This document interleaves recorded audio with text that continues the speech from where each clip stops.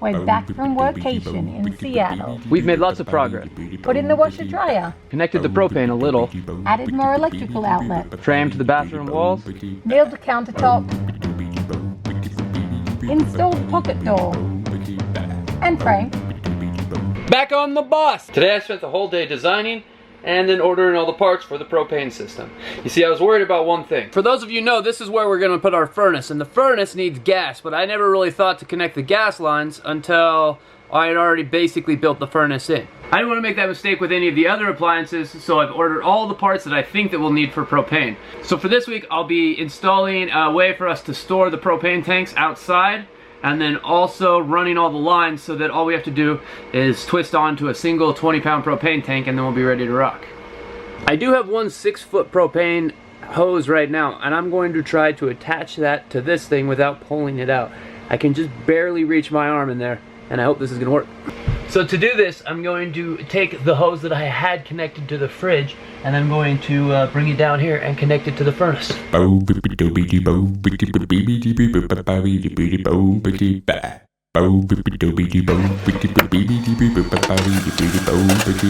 of the things we want to do is we want to use that mahogany that we got. We found some pallets that are made of mahogany. We're going to take that pallet wood and use it for all the countertops. And a lot of the backsplash too is what I'm thinking. So the next step is to plane them down and see if we have enough of this material to actually do the countertop. Here we go.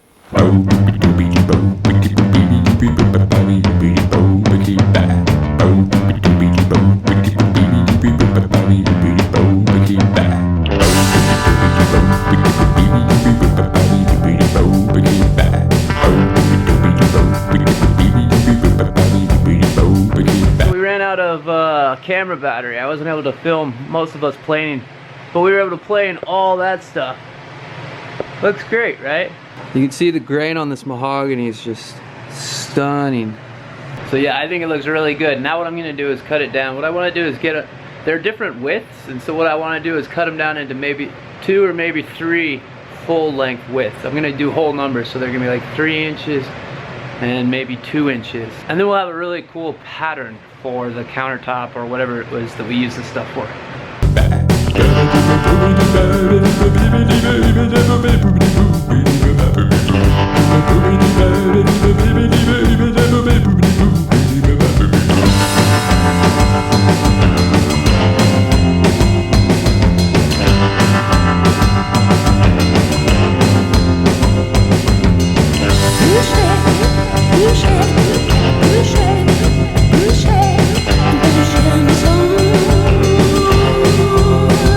Yesterday I went inside because we had dinner, and I just put this table saw project to the side for a second to eat, and then I realized it was midnight when I got inside, and by the time I was done eating I was totally pooped. So we're gonna finish that up now. Didn't get a video out yesterday. After coming back from our trip, we had all this footage and our camera batteries were all out, and so basically I just had to take a break and didn't make a video yesterday. But now we're back at it. The return from Seattle continues.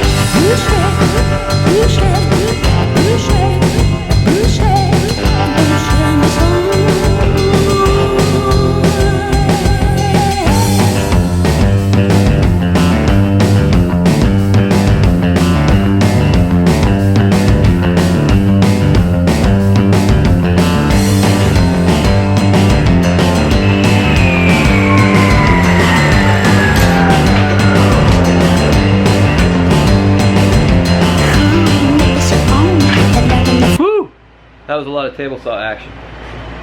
Now we get to see how many board feet came out of this to see if it's good enough. We have enough to do the cooktop and the backsplash. Here we go. This wood's gonna work great. It's on the bus. I'm flattening it out a little bit with some car batteries. It's gonna totally cover this area. It's gonna look great. So right now I'm working on the pocket door. This will be the rail that the pocket door runs on, and then I'm gonna frame in another wall there. And this pocket door will run into a wall here, which will stop it, and that will act as the door. What do you think about that, V? Yeah, sounds great. Ready? Yeah.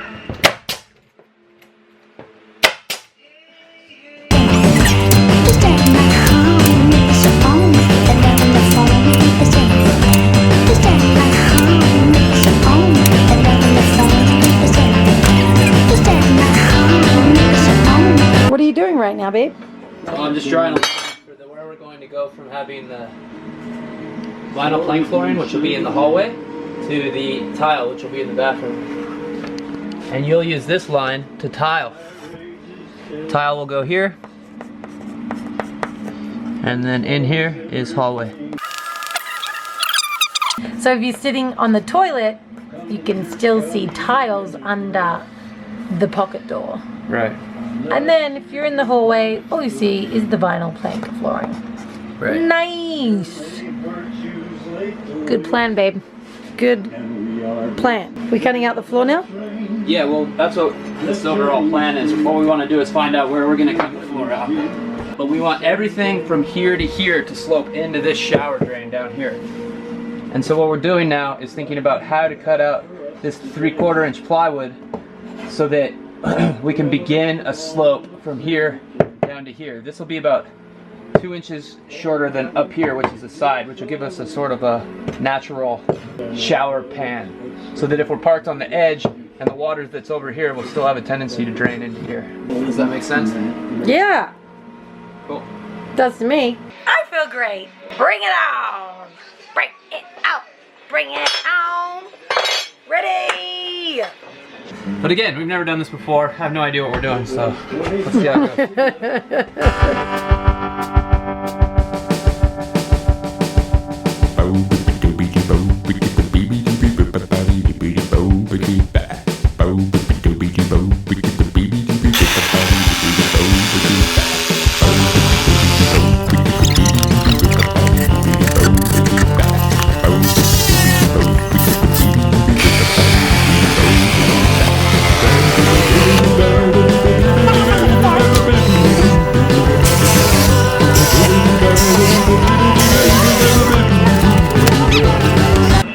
It's shop back time.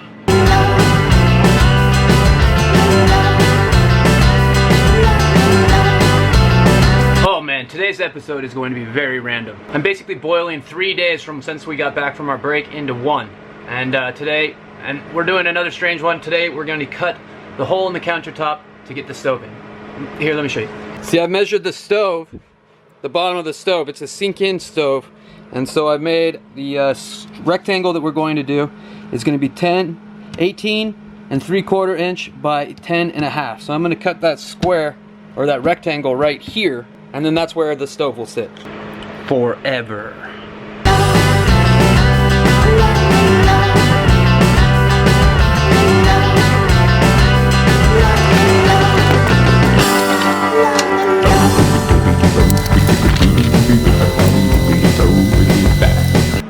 Right now we're about 1.5 inches from the thing. This is as close as we can go to the front.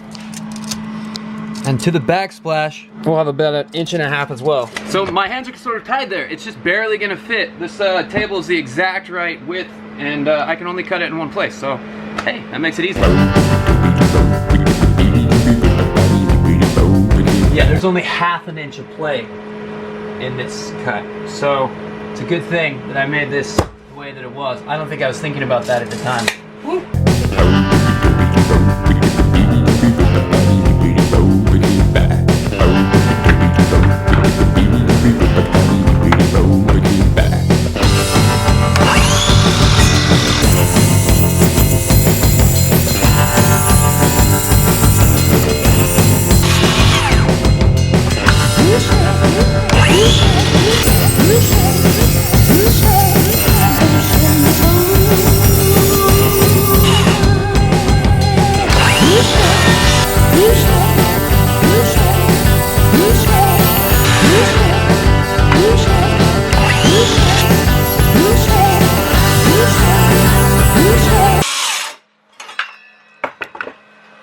I'm gonna sawzall from the bottom because the blade on the sawzall is super long and I don't want to grab any of the wires that are below. And so as long as I'm going from the top, there's nothing I can hit.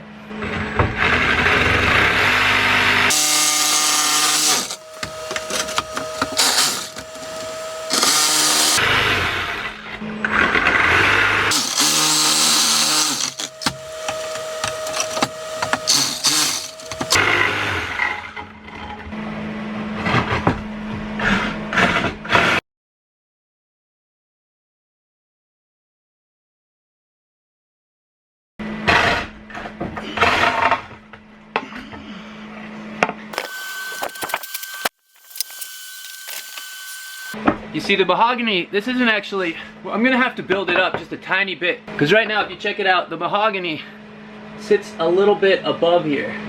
And I want it to rest like right there. But all in all, I'm pretty excited. That cut worked out perfectly. I don't think I could have done it better. Man, feels good. One thing done. One of the things that really stressed me out about the bus was I always thinking about all the things that needed to be done. And so now what I'm doing is whenever I think of something that needs to be done, I just add it to this list. And that way when I come out and I'm feeling overwhelmed, I can just look at the list and just think to myself, okay, do that. So today, I got this one done. It says, cut hole for cooktop. Yeah! For my next mission, I want to build the baffle for under the cooktop. You see the cooktop, underneath it, it has a piece of metal, and they recommend that you have an inch of space in between there. Because this is going to be a cabinet, we don't want this to be able to get hot and burn somebody, so we need to build a baffle. So we want to build it out so that it comes down, and then there's a piece of wood that covers it from anything touching it from the bottom. This is 1.5 inches on the bottom, and so what I really could do is just build out the 1.5 inches by 1/2 inch more. That'll get us 2 inches, and then our 1/4 inch plywood can go across. So this is 19.5 from here to the back. 1/4 inch plywood will get me half of a way to 1 inch. So what I'm gonna do is cut out 2 strips of 1/4 inch plywood per piece. I'll also cut out another piece of 1.5 inches to run along this side, and then 2 other pieces of 1/4 inch. And then finally, I'll get a piece of 1/4 inch plywood that'll block all of this off, and thus closing this off so that nobody can touch it by accident. I hope that all makes sense. Here we go.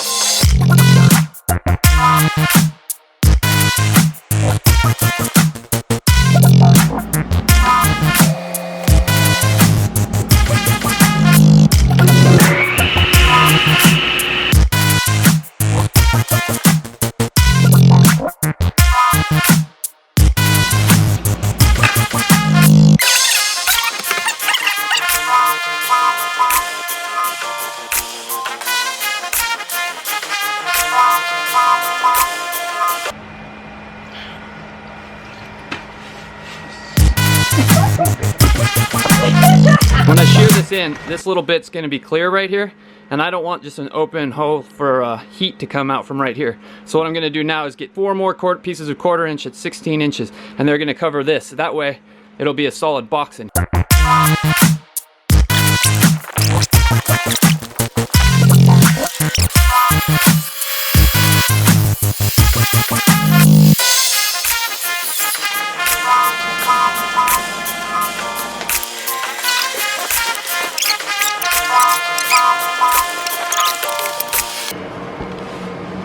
These 2 are just gonna go right there.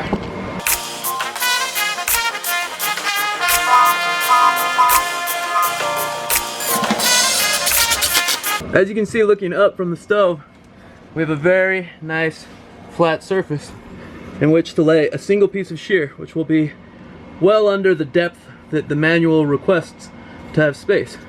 And so we're one step closer. And then we'll have one more job close to done. It's all about feeling good.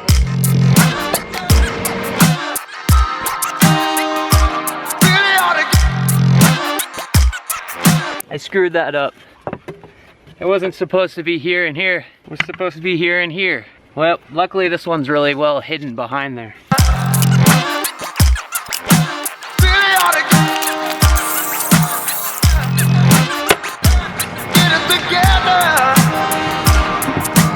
Back to the shop for some more table saw action.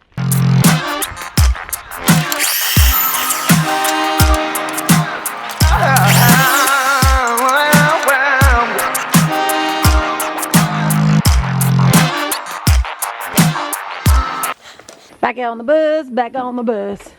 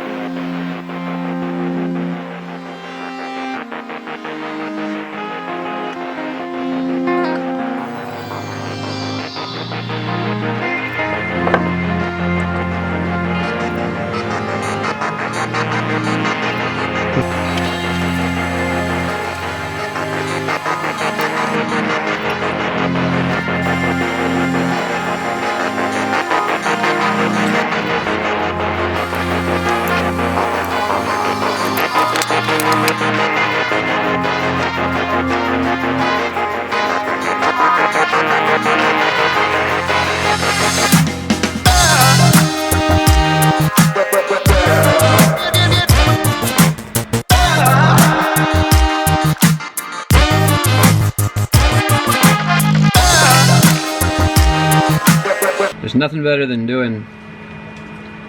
connecting pipes while you're sitting under a sink.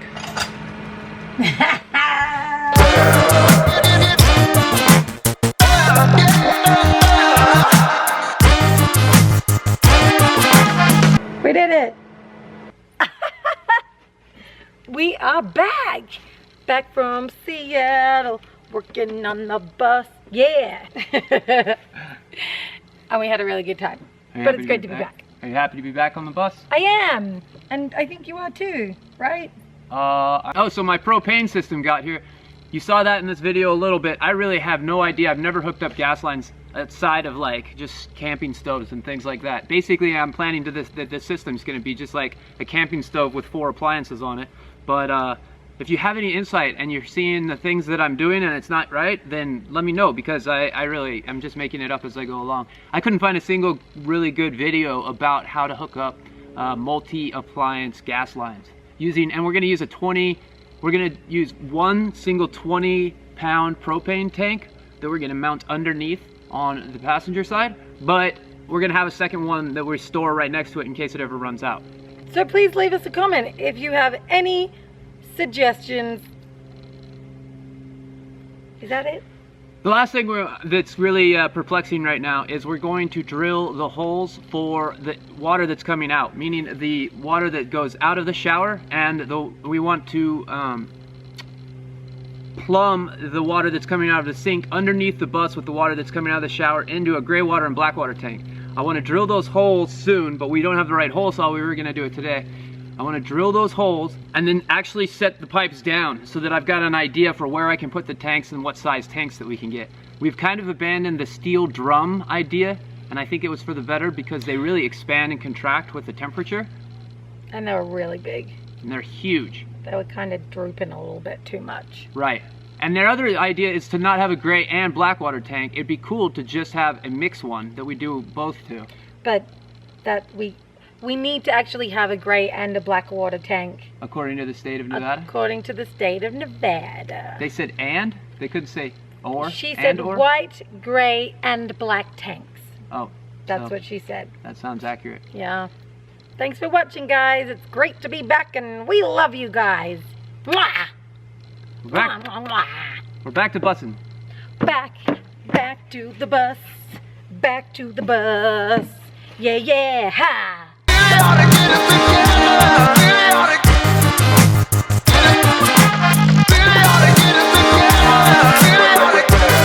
Keep going.